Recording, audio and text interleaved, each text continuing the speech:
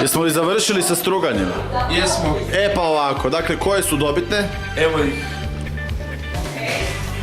Podosta ih ima. Idemo zajedno, ja ću samo evo biti prisutan, a vi molim vas odradite matematiku. Ajde, ako ću biti sposoban.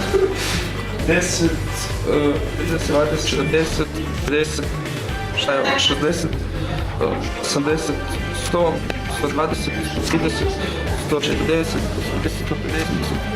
150, 190, Opa!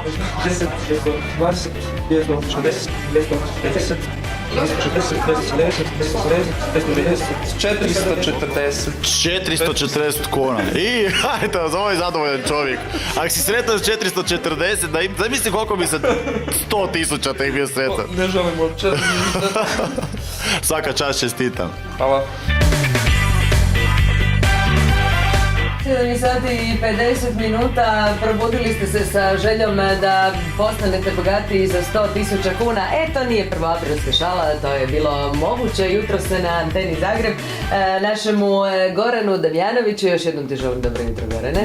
Bog. Goran je poslao najbolju priču na naš zahtjev kako i dijelite li s kim svoje dobitke iz igara na sreću i zapravo je sve to vezano uz uskrsnu lutriju koju je frendica kupila, on dobio 500 kuna i na kraju njoj dao novce. Prošli tjedan Fjora Stanić 480, ovoga tjedna Goran Damjanović 440. Ne, ma ne, to je neka šala. Što ćeš ti sad s tih 440, 460 kuna? Pa eto, u Hrvatsku lutriju pa nove srećke. Puno sreće ti želim, naravno sve ove srećke ćeš sačuvati jer 12. travnja je veliko izvlačenje za 500.000 kuna.